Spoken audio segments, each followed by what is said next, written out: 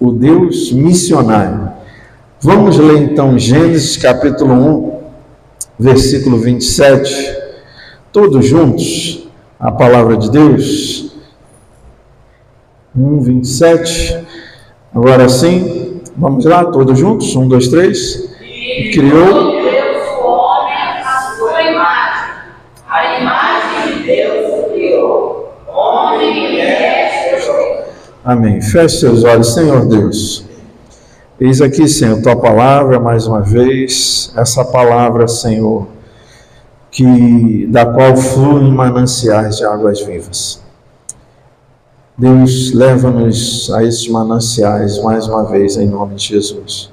Fala aos nossos corações, que nós sejamos tocados pelo Teu poder, pela Tua graça, que a Tua palavra possa nos lavar, nos limpar, nos purificar. Em nome de Jesus, nós oramos. Amém. O Deus missionário. Amados, conforme acabamos de ler, a vida pertence somente ao Senhor. A vida pertence somente ao Senhor, porque Ele, o nosso Deus, Ele é o Deus Todo-Poderoso, e conforme lemos, Ele mesmo é o Criador de todo o universo. Antes de criar os seres humanos, o Senhor já havia criado, por exemplo, os animais marinhos, as aves do céu, os animais terrestres e os seres angelicais. Então, Ele já havia criado todos esses seres ou todas essas vidas antes de criar o ser humano. Porém, observe, se você observar o relato de Gênesis, você vai observar que a nenhum desses, nem a animais marinhos, nem a aves do céu, nem a animais terrestres, nem mesmo aos seres angelicais, a nenhum desses o Deus Trino, o Deus que é Pai, Filho e Espírito Santo, a nenhum desses Ele criou a sua própria imagem e semelhança. Todos foram criados por Ele, mas Ele não deu a sua imagem e semelhança a nenhum desses. E o que significa imagem? Quando nós lemos assim, criou Deus o homem à sua imagem, a imagem de Deus o criou, homem e mulher os criou. Aqui, nesse ponto, nunca é demais reforçar, né? Que o ser humano, homem, tanto homem quanto mulher, possuem a imagem e semelhança de Deus. Então, o que significa isso? Afinal, o que significa a imagem? Imagem, por exemplo, nesse texto aqui, nesse contexto, imagem, o que significa que o ser humano recebeu a imagem de Deus? Significa que Deus literalmente entalhou. Você já viu aquelas esculturas entalhadas na madeira? Seja lá do que for, da forma que for, do ser humano, do animal, seja o que for. Então, o termo aqui, ele traz exatamente essa ideia. Olha, quando ele diz Deus criou o homem à sua imagem, ele diz Deus entalhou. Literalmente, ele entalhou no ser humano muitas das suas próprias características. Assim como uma imagem, ela reflete a realidade de quem aquela imagem está copiando. Da mesma forma, uma escultura, da mesma forma, o ser humano, Deus entalhou no ser humano, colocou no ser humano muitas das próprias características pessoais de quem? Dele, de Deus. Embora Deus seja infinito e todo-poderoso e o ser humano seja limitado, mas ainda assim, ele tem muitas características pessoais parecidas com o seu Criador, porque Deus pôs essas características em nós. Então, por causa da imagem de Deus, o ser humano recebeu, por exemplo, aquilo que a gente conhece como personalidade. O que é personalidade? Personalidade significa que alguém tem mente, emoções e vontades. É isso que constitui uma pessoa, um ser pessoal. O que faz uma pessoa? Mente, vontade, emoções. Mente para pensar, emoções para sentir, vontade para decidir. Todo ser pessoal, ele pensa, ele sente, ele decide. Ele tem arbítrio, ele tem vontade. Por outro lado, mas o texto diz que Deus criou a sua imagem, a sua semelhança. Então, a imagem a gente já viu o que significa isso, que Deus pôs as características pessoais no ser humano, como capacidade de pensar, de sentir e de decidir. Por outro lado, Deus também deu a sua semelhança ao ser humano. E a semelhança, nesse contexto, significa o quê? Que o ser humano é como Deus. O ser humano é como Deus, mas não é Deus. Consegue entender a diferença? O ser humano, ele reflete a natureza de Deus por meio da sua humanidade. Por exemplo, Deus cria coisas, sim ou não?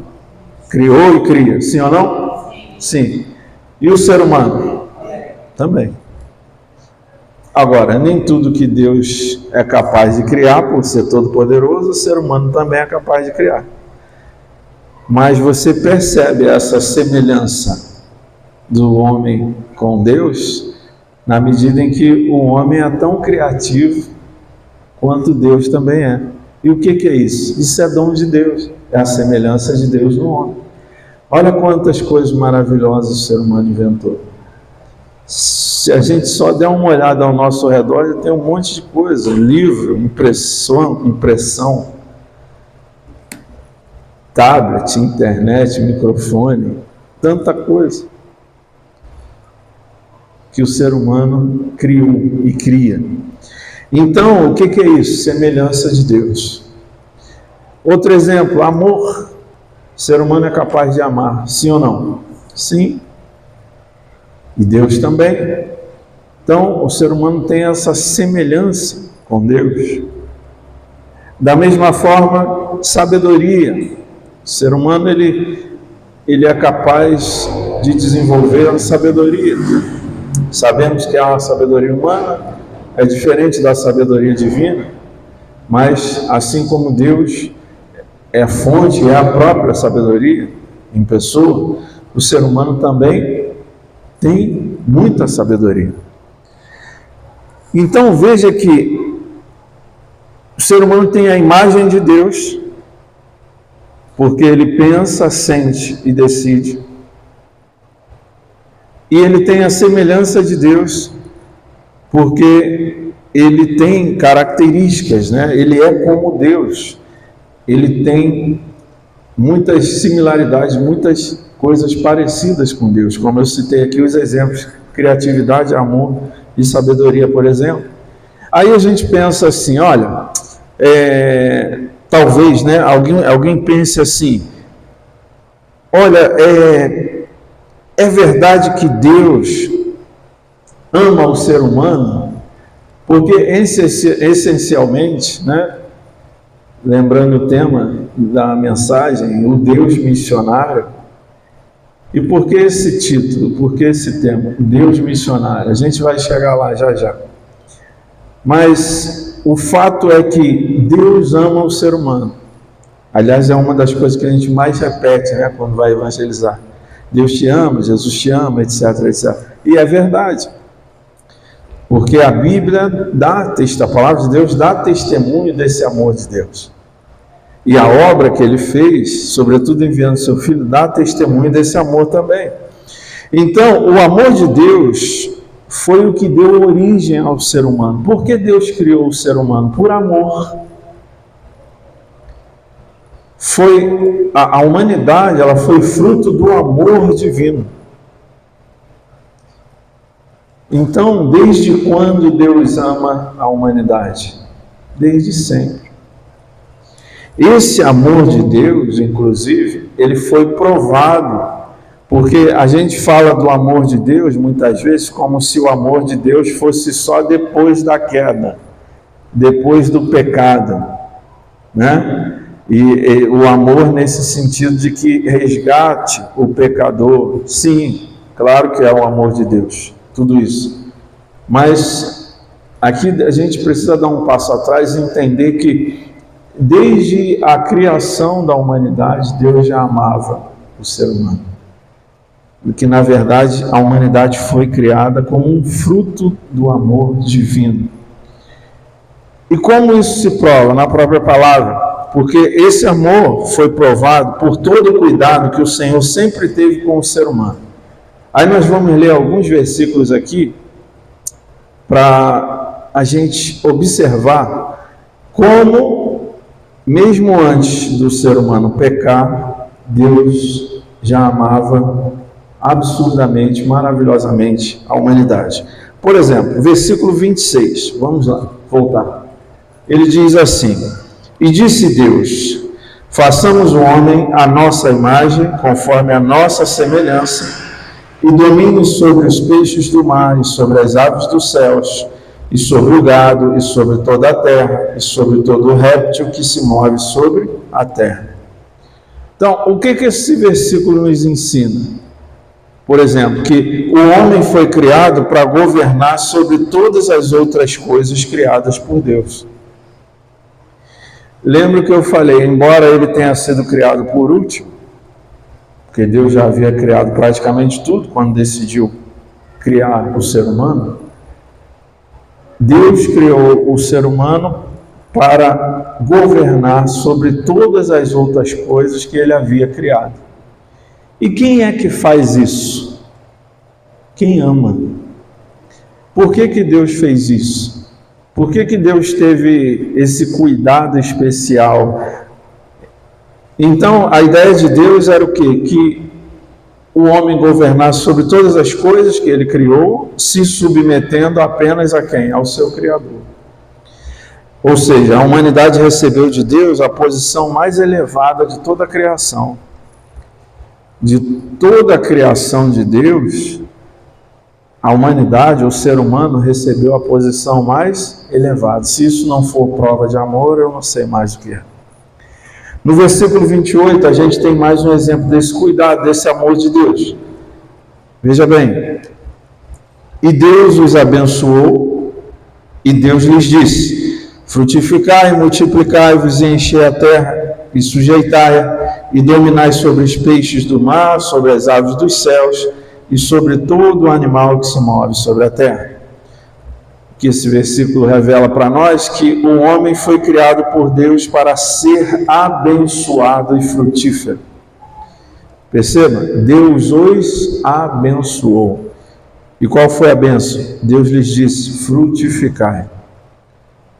Então, o homem ele foi criado por Deus para quê? Para ser abençoado, para ser frutífero. O desejo de Deus para a humanidade sempre foi de bênção, sempre foi de fazer o bem, não o mal. A humanidade recebeu de Deus uma vida abençoada, conforme acabamos de ler. E a vida abençoada, ela se evidencia o quê? Pelos frutos. Como que a gente observa que a nossa vida ou que a vida de alguém é abençoada por Deus? Pelos frutos. Pelos frutos. No versículo 29, mais um exemplo. E disse Deus, eis que vos tenho dado toda a erva que dê semente, que está sobre a face de toda a terra, e toda árvore em que há fruto, que dê semente, ser-vos-á para mantimento.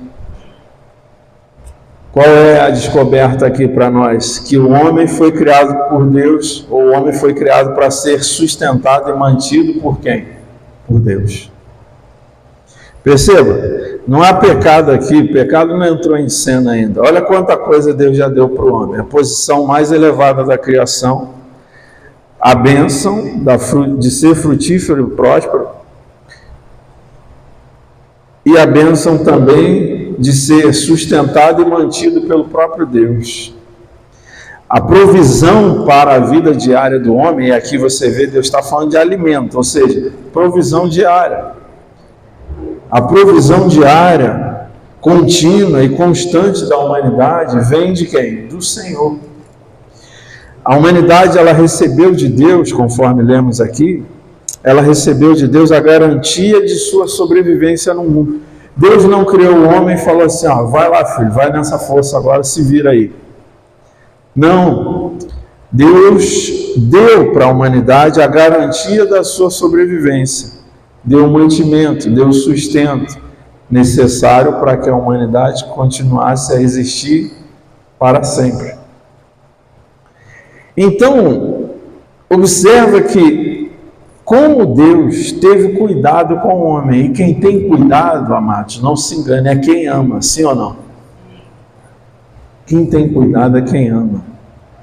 Quem se preocupa com a posição do filho, quem se preocupa em dar o melhor para o filho, é quem ama.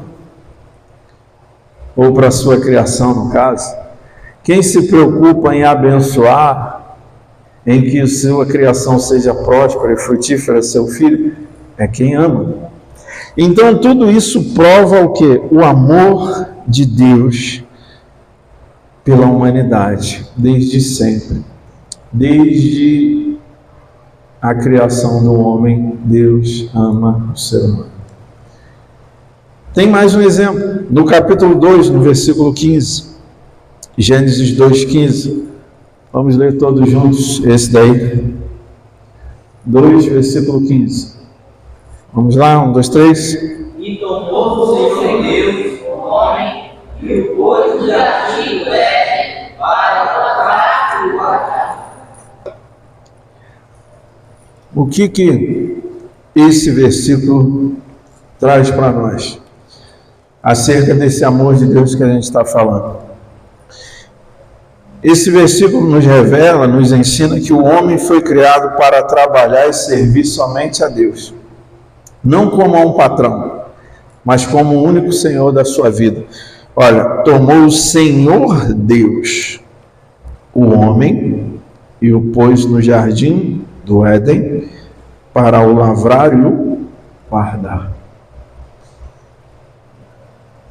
Tomou o Senhor Deus, o Senhor. Quando o termo Senhor entra em cena, tem que haver um servo.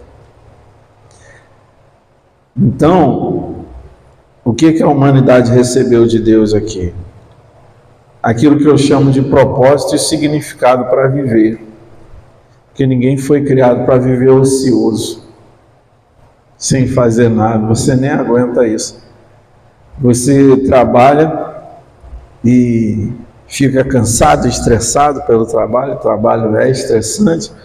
E a gente já vai ver que isso também é uma consequência, né, do pecado.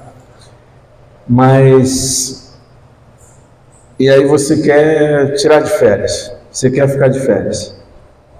Aí você fala, eu quero nas minhas férias, eu vou ficar sem fazer nada. Aí fica o primeiro dia, fica o segundo, fica o terceiro. Já está como? Agoniado.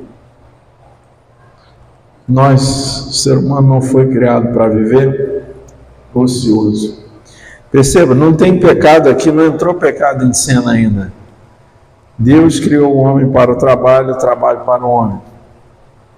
Como uma bênção. O homem foi criado para trabalhar para quem? Para servir a quem? Somente a quem? A Deus. Não era para o homem trabalhar para homem nenhum. O homem foi criado para trabalhar e servir a Deus. E, obviamente, usufruir dos frutos do seu trabalho. Servir a Deus como o único Senhor da sua vida. Então, isso tudo foi para demonstrar para os irmãos que Deus criou a humanidade movido pelo seu amor. Deus já era Deus, já era Pai, já era Filho, já era Espírito Santo, já era Todo-Poderoso, já era Onisciente, já era, enfim, já tinha criado tantas coisas, como eu disse aqui, antes de criar o homem, antes de criar a humanidade. Mas ele, por amor, movido por amor, ele decide criar o ser humano, o homem e a mulher, e pôr nele a sua imagem e a sua semelhança. Objeto, alvo do amor mais puro de Deus, criados à imagem e semelhança de Deus. Portanto, meus irmãos, Deus criou a humanidade para si. Para que Deus criou o ser humano? Ele criou o ser humano, a humanidade, para si, para ele próprio. Para quê? Para que o ser humano vivesse uma vida de comunhão eterna e perfeita com Deus.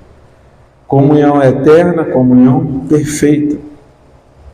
Veja bem, é um engano, como eu falei, é um engano pensar que Deus passou a amar o homem quando ele caiu e foi amaldiçoado pelo pecado. Quando o homem caiu e foi amaldiçoado pelo pecado. É um engano. Nós vimos aqui vários exemplos, várias provas do amor de Deus pelo homem, bem antes da queda. Deus já amava a humanidade muito antes dela se tornar pecadora. Todavia, é fato que a humanidade caiu em desgraça por causa do pecado. E aí, no capítulo 3, a partir do versículo 6, vamos continuar aqui. A palavra de Deus diz assim: E viu a mulher que aquela árvore era boa para se comer e agradável aos olhos, e árvore desejável para dar entendimento. Tomou do seu fruto e comeu, e deu também a seu marido, e ele comeu com ela. Então foram abertos os olhos de ambos, e conheceram que estavam nus, e coseram folhas de figueira, fizeram para si aventais, e ouviram a voz do Senhor Deus, que passeava no jardim pela viração do dia. E esconderam-se Adão e sua mulher da presença do Senhor Deus entre as árvores do jardim. E chamou o Senhor Deus a Adão e disse-lhe: Onde estás? E ele disse: Ouvi a tua voz soar no jardim e temi, porque estava nu e escondido.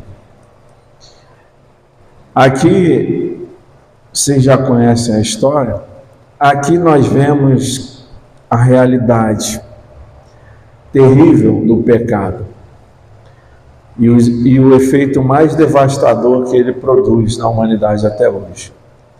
O pecado afastou a humanidade de Deus.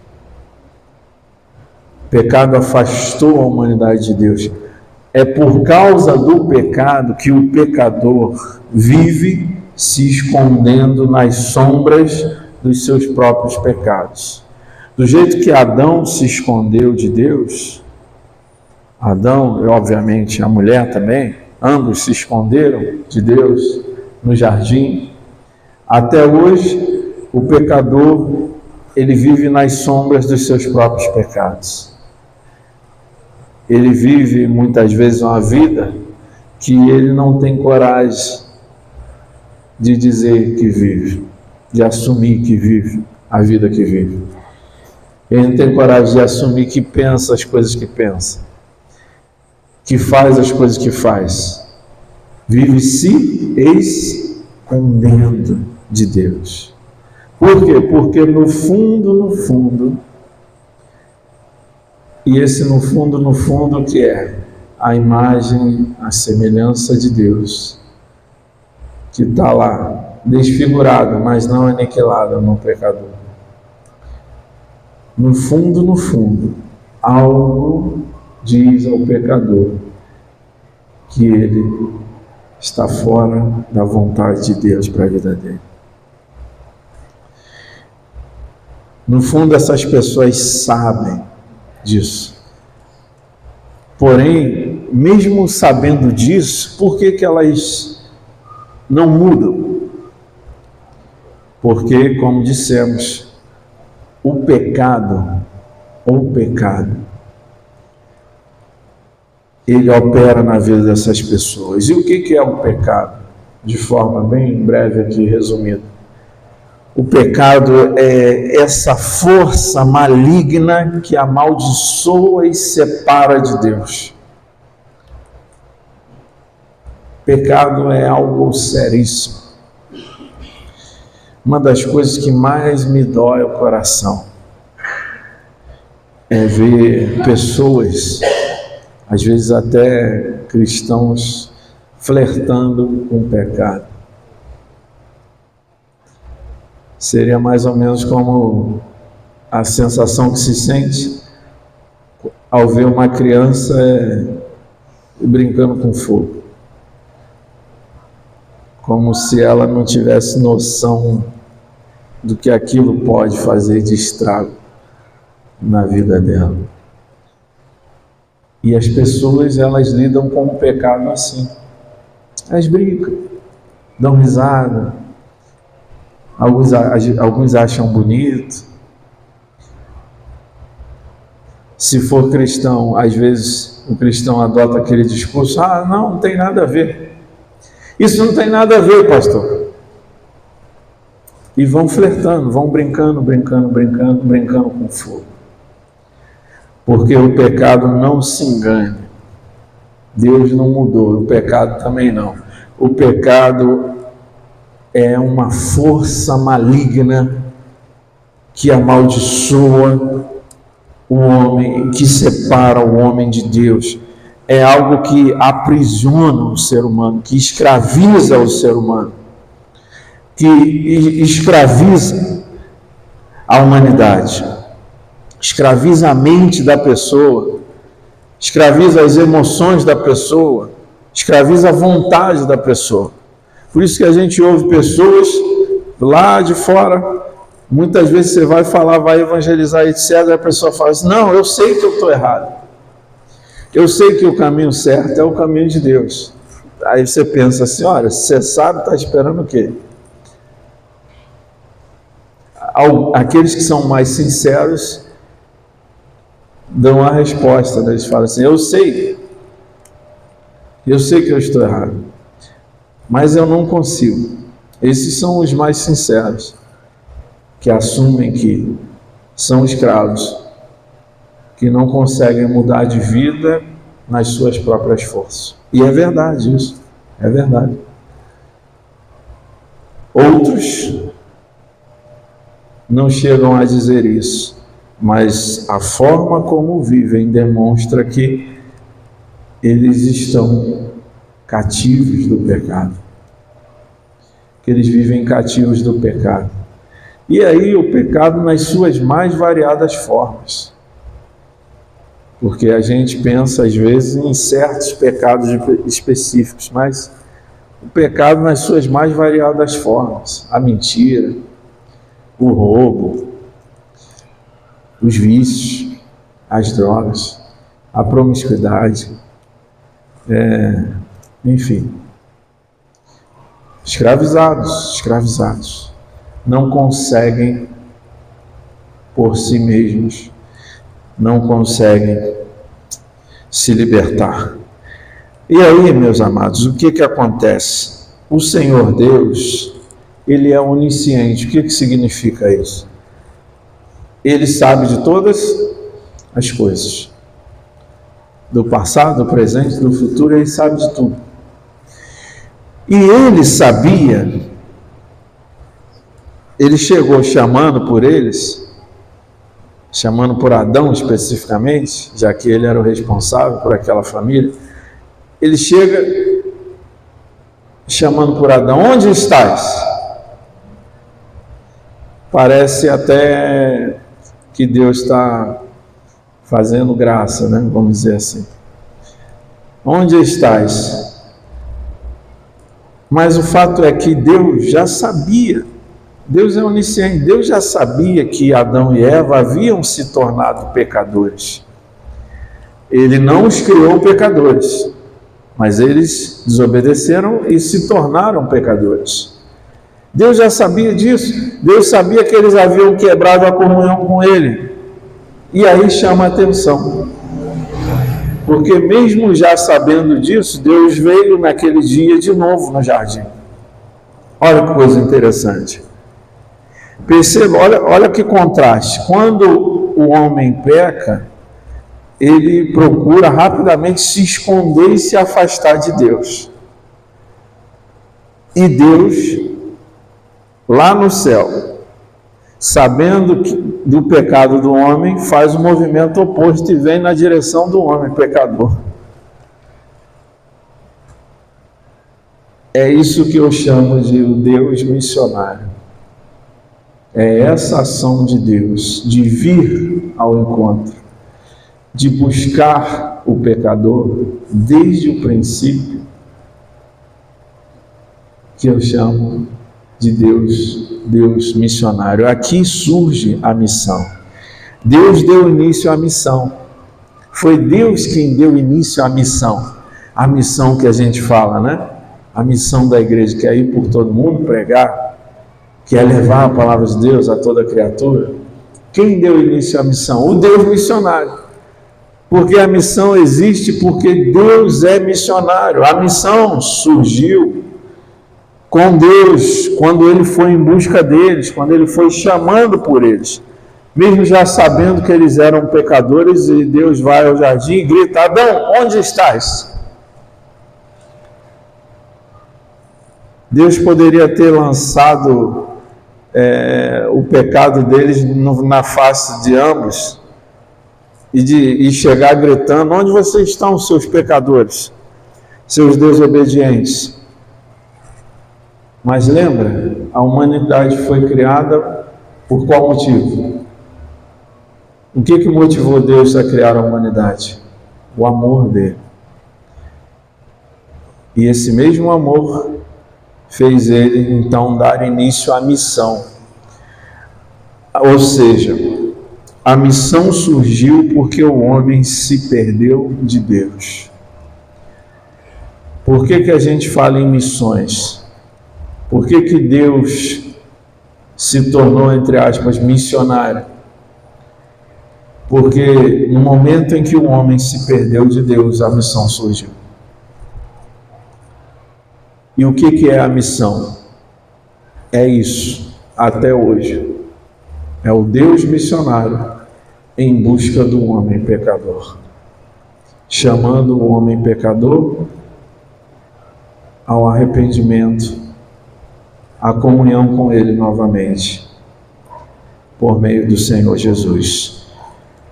E aí, desde esse episódio, desde então, Deus se lançou em busca da redenção da humanidade. No versículo 15 do capítulo 3, vamos ler todos juntos aí, mais uma vez, vamos lá? 1, 2, 3. E porém, inimizade entre ti e a mulher, e entre a tua semente e a sua semente.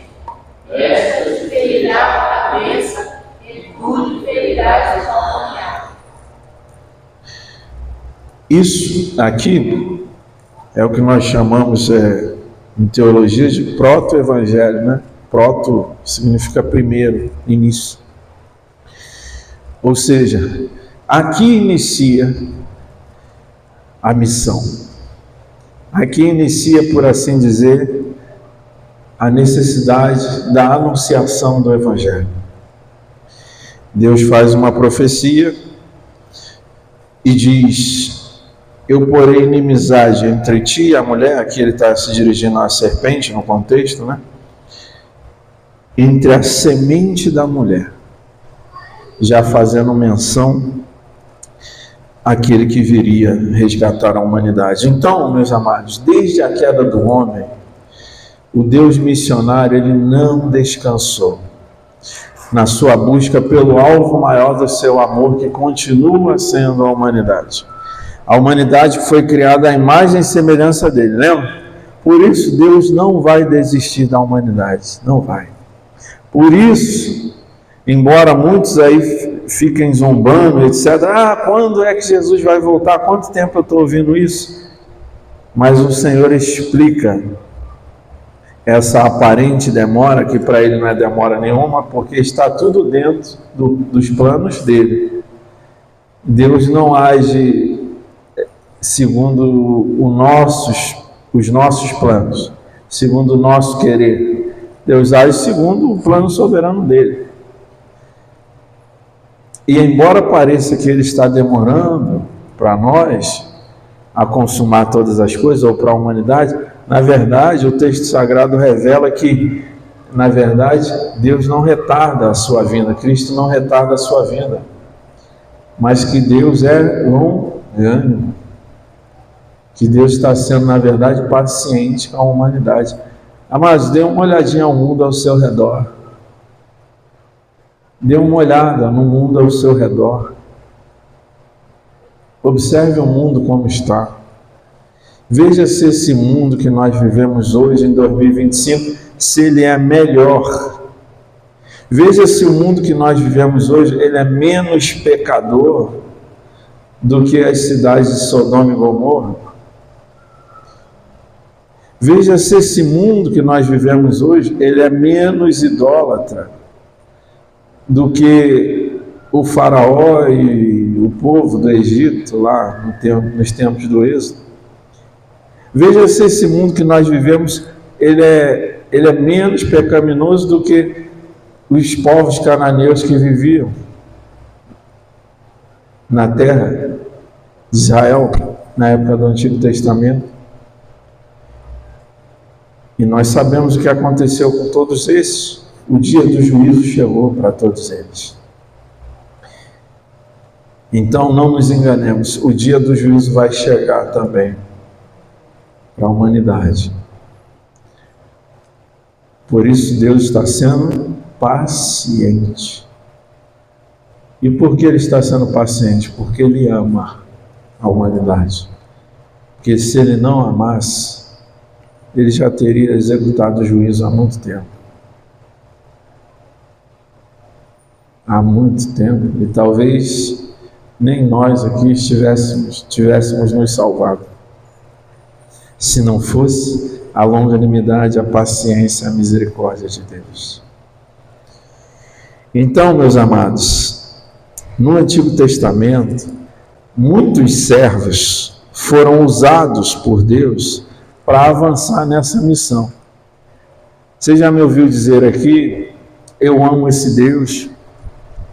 Um dos motivos pelos quais eu amo a Deus é que Ele não me manda fazer, Ele não me pede para fazer nada que Ele mesmo não tenha feito primeiro. E não existe isso, não há precedente disso, em nenhuma outra religião. As religiões estão cheias de mandamentos para os adeptos que os fundadores da religião não cumpriram. Mas o nosso Deus não. Tudo que Ele nos manda fazer, Ele já fez. Ele dá o exemplo. Quando Deus manda a gente ir, quando Ele manda a gente sair a cumprir a missão, Ele mesmo já fez isso lá atrás, como nós acabamos de ver. A missão iniciou com Ele. Ele é o Deus missionário. Ele não está sentado lá como quem diz, agora vocês trabalham aí. Não. Ele deu início à missão. Ele é o fundador da missão da igreja, o Deus missionário.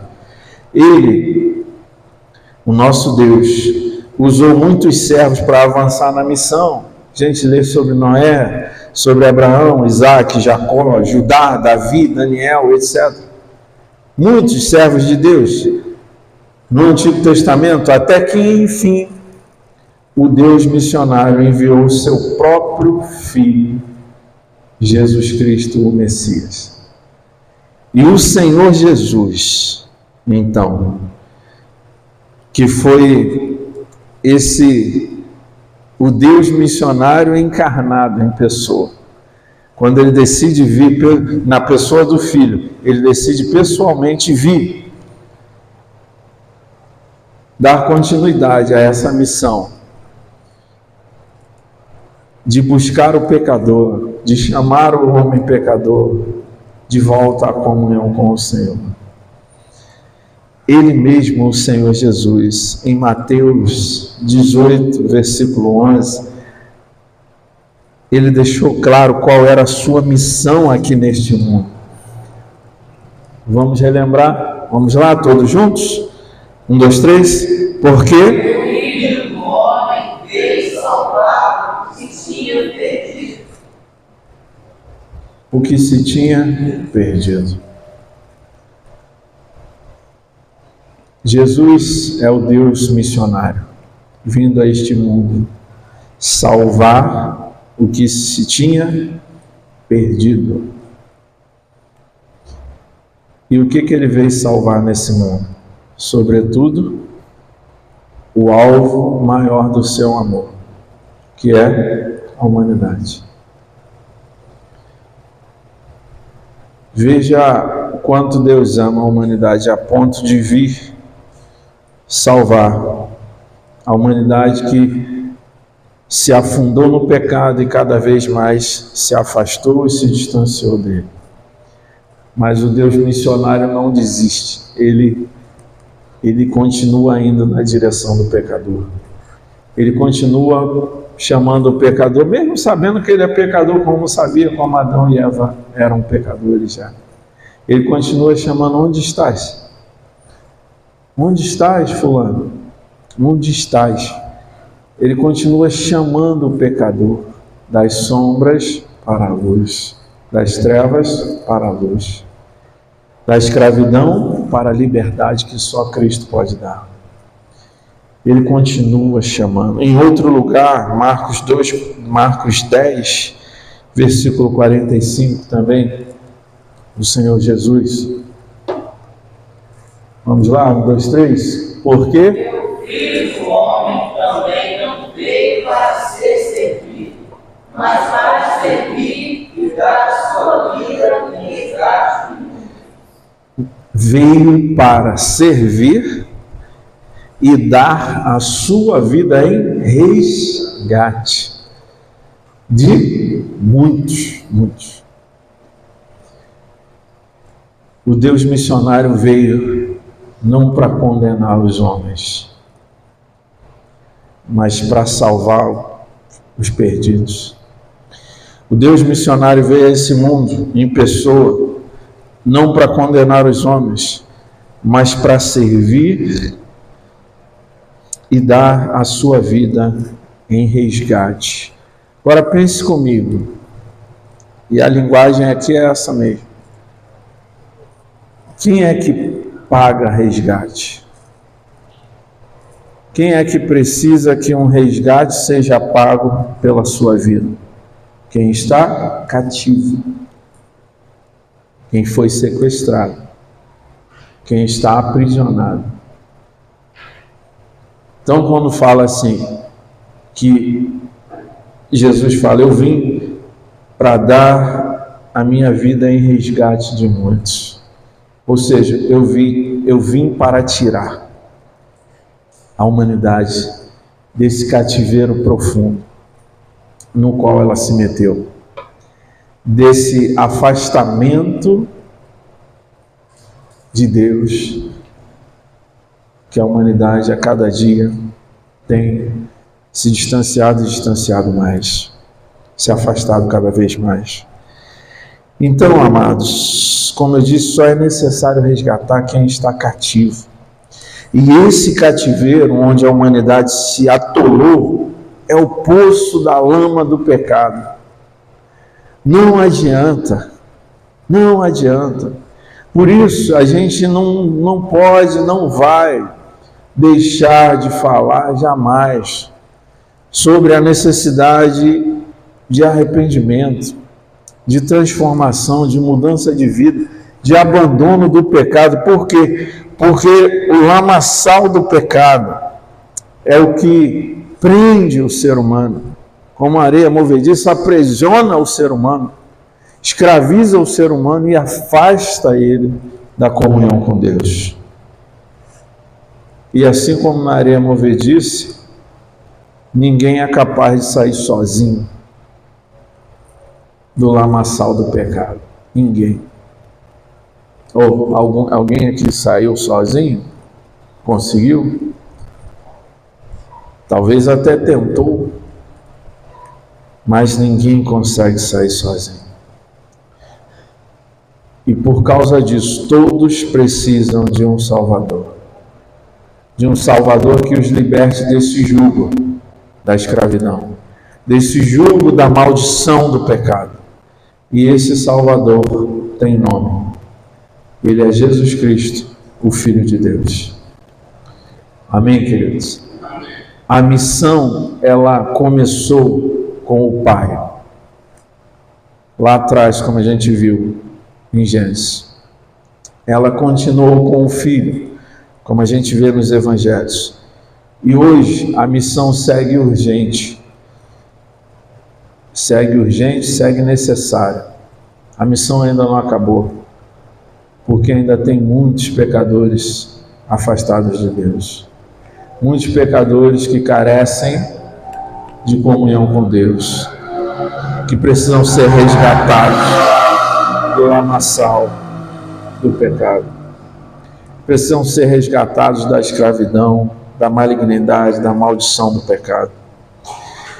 E a missão começou com o Pai, continuou com o Filho. Hoje ela segue por meio do Espírito Santo, que atua na igreja de Cristo, espalhada na face da terra. Então, essa missão do Deus missionário, do Deus que ama missões, não só em setembro e em março, mas que constantemente está em busca do pecador. Todos os dias, 24 horas por dia, Deus está à disposição, está indo ao encontro do pecador, para salvá-lo, para resgatá-lo, para salvar aqueles que estão perdidos, para resgatar aqueles que estão cativos. E essa missão desse Deus missionário, que é o nosso Deus, o Deus que ama missões, essa mesma missão é a missão que chegou até nós. Ela está hoje em nossa responsabilidade. E é o nosso dever, como cantamos aqui, é o nosso dever cumprir essa missão com todo o nosso coração. Com todo o nosso coração. E eu concluo lendo o texto que melhor representa isso, né? Que é Mateus 28, versículos 19 e 20. Nós vamos ler todos juntos. Que não, por acaso, é também o nosso texto, né? A nossa divisa desse ano aqui na igreja. Mateus 28, versículos 19 e 20. Vamos ler todos juntos? 1, 2, 3.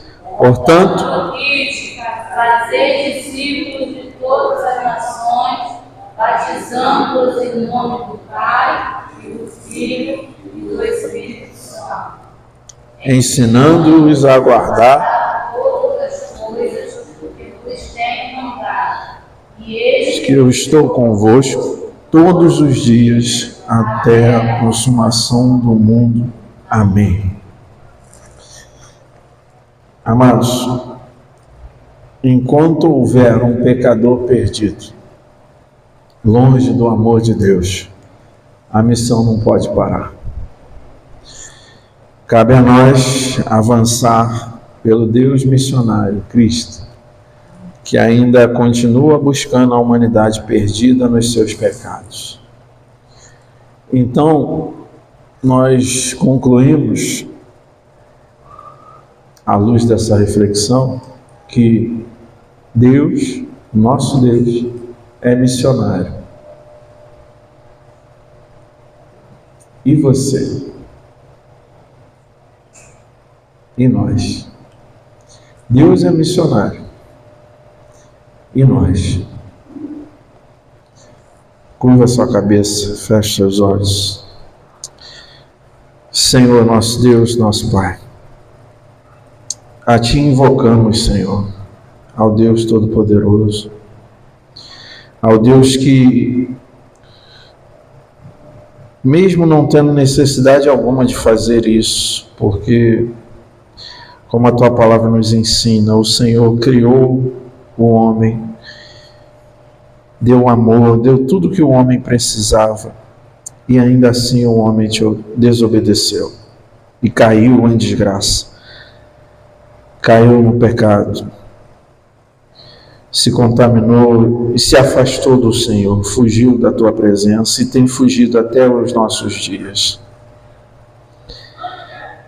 Mas, por amor ao ser humano, o Senhor saiu em busca dessa humanidade perdida.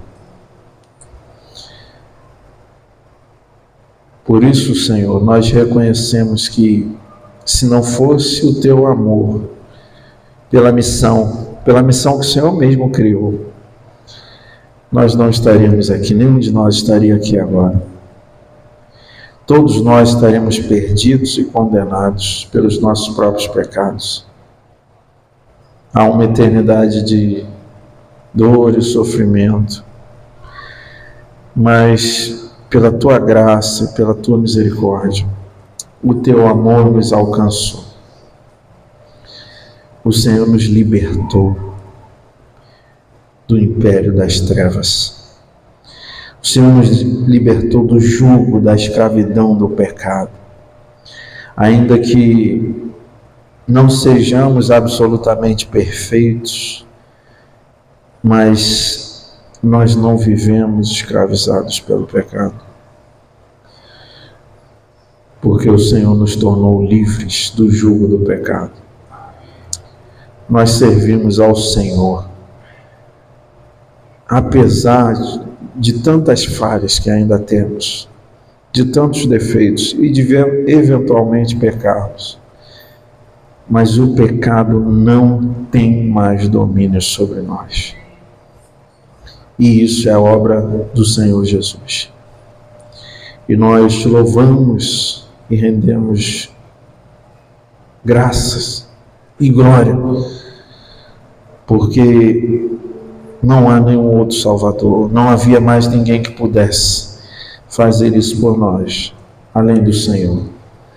Por isso nós reconhecemos que Tu és o nosso Salvador, Tu és o nosso Deus, e nós queremos Te obedecer no cumprimento da missão, porque assim como a missão nos alcançou, nós queremos que ela alcance aqueles que ainda estão perdidos, aqueles que ainda carecem do Teu amor, que ainda carecem da Tua salvação, que ainda carecem de ter um encontro pessoal e real com o Senhor Jesus Cristo.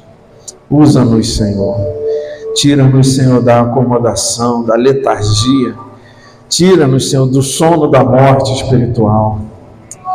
Deus, tira as escamas dos olhos da Tua igreja. Que nós possamos despertar para o que realmente importa. As pessoas estão se perdendo. O mundo aí fora está perdido. O mundo jaz no maligno. O sistema que opera nesse mundo é diabólico, nós sabemos disso. Mas as pessoas que estão no mundo são amadas pelo Senhor. E o Senhor deseja salvá-las, libertá-las, transformá-las, dar uma nova vida a cada uma delas, por meio de Cristo Jesus. Então, Senhor, usa-nos como instrumentos do Senhor, que sejamos os Teus missionários, espalhados pelos 4 cantos dessa terra, começando aqui na nossa localidade, e por onde quer que o Senhor nos leve, por onde quer que passemos, que possamos, ó Deus, cumprir a missão, em nome de Jesus, que é ir e fazer discípulos, para a Tua honra e para a Tua glória, em nome de Jesus. Nós oramos. Amém.